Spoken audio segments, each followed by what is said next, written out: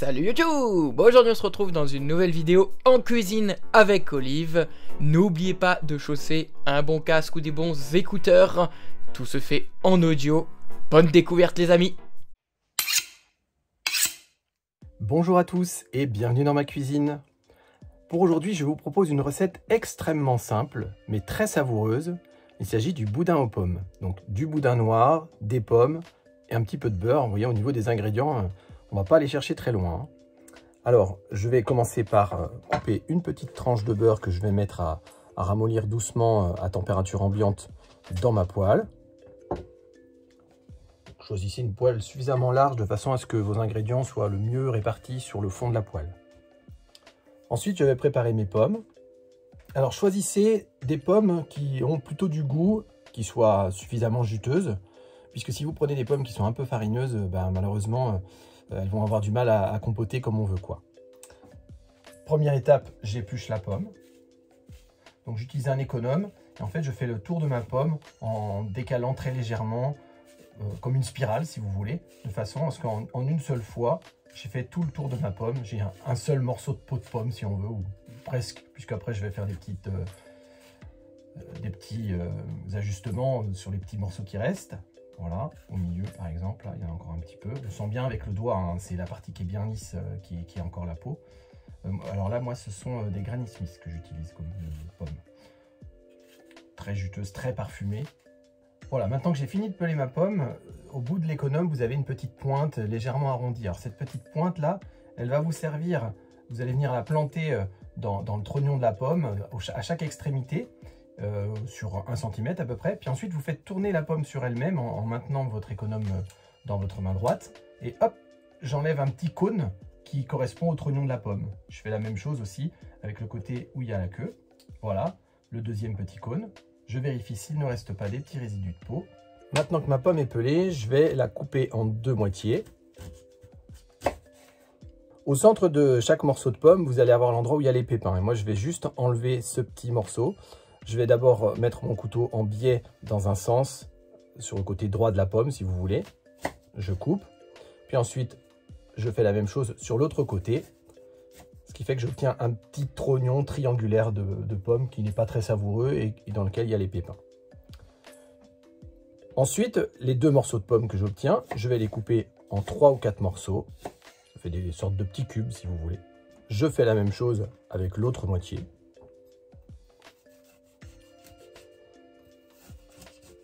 Proportionnellement, il faudra compter à peu près 3 ou 4 pommes pour un boudin. Voilà, maintenant que j'ai préparé toutes mes pommes, je vais allumer sous ma poêle pour faire fondre le beurre.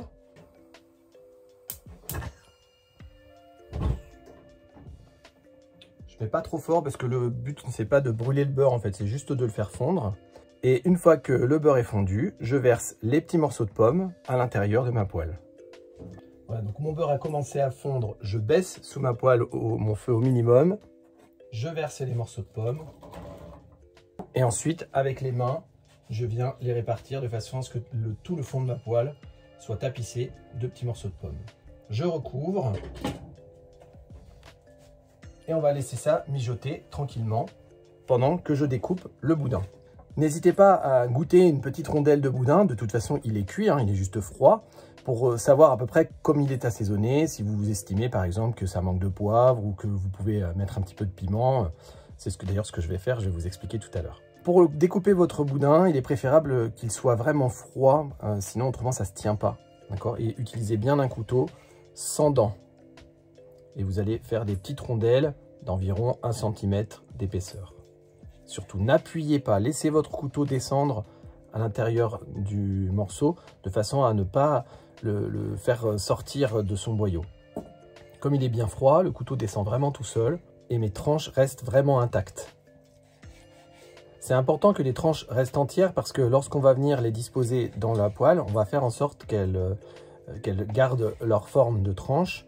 C'est plus joli pour la décoration déjà. Et puis à manger après, c'est sympa quand c'est en tranche. Je trouve plutôt qu'ils partent en bouillie, comme ça j'aime pas trop moi. Donc comptez un boudin par personne en fonction de la taille. Si jamais ils sont pas très gros, vous en prenez 2.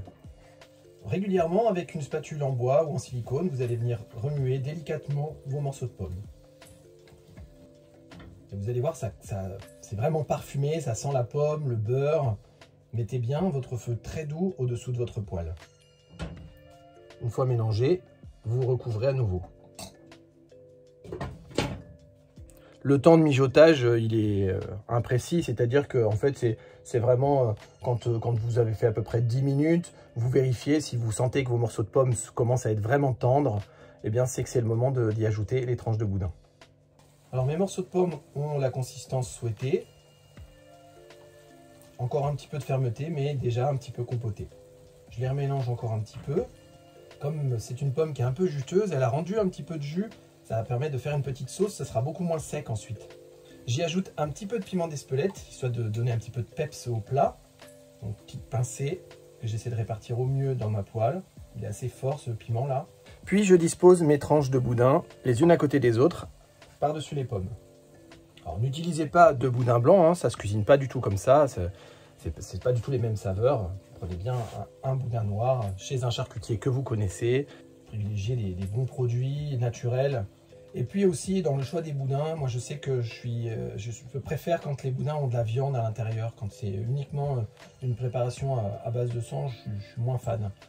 J'aime bien le côté gourmand en fait. Souvent ils rajoutent un petit peu de tête dedans. Et ça alors, normalement quand on fait du boudin par chez nous en Loire-Atlantique, on y met les oreilles, la tête, les pieds, enfin tout ce qui est un peu cartilagineux. Alors attention, ne soyez pas dégoûtés par ce que je suis en train de dire, parce qu'en fait, quand on le mange, tout est haché finement à l'intérieur. On sent juste des tout petits morceaux ça fait un petit peu presque comme du jambon, vous voyez, un petit peu plus persillé que le jambon, mais c'est très très bon en fait. Voilà, donc j'ai disposé tous mes morceaux de boudin. Je vais maintenant couvrir et je vais laisser mijoter pendant un quart d'heure, 20 minutes pour que toutes les saveurs se mélangent. Voilà, et bien écoutez, je vous souhaite un bon appétit et je vous dis à très bientôt pour une nouvelle recette. Alors, ça vous a plu? Si vous avez toutes questions, suggestions ou interrogations, n'hésitez pas en section commentaires, on se fera un plaisir que ce soit Olive ou moi-même à vous répondre. N'hésitez pas à vous abonner à la page Facebook et à la chaîne YouTube pour être au courant de toutes les dernières sorties et actualités. Également les amis, partagez le contenu, ce sera important pour nous et pour ceux qui souhaitent apprendre à faire de bons plats. Bon appétit, à la prochaine!